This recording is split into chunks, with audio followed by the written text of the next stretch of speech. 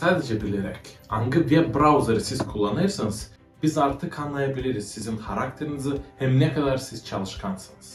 Biraz bu araştırmanın çıkışlarını beğenmeyecek ama Firefox hem Chrome kullanıcıları geçerler, kazanırlar Internet Explorer hem Safari kullanıcılarını. Onlar iş yerlerinde de 15% daha uzun zamana kalırlar. Neden? Bu teknika bir üstünlükle bağlı değil.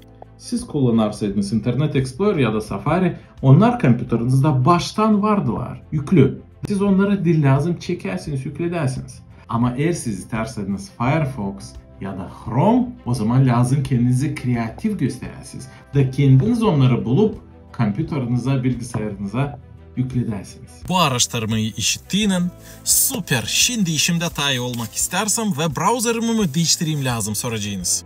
Yok. Biz deriz ki önemli öyle bir insan olma kim inisiyatifayı alır hem sistemadan otomatik web browser'ları şüphe eder.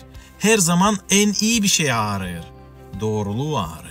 Kendinize zor temel soruları sormak korkmarsanız doğru yoldaysınız. Doğruluk nedir? Allah var mı? Bibli'ye, İncil'e inanma doğru mu? İsus Hristos, İsa Mesih kimdir? Ölümden sonra yaşamak var mı? Doğruluğu halinizden bilmek ister misiniz? Eğer isterseniz dua edin Allah'a, Tanrı'ya de söyleyin. Allah'ım Tanrım, varsaydım. Yardım et bana doğruluğu bulmaya. Olmayın.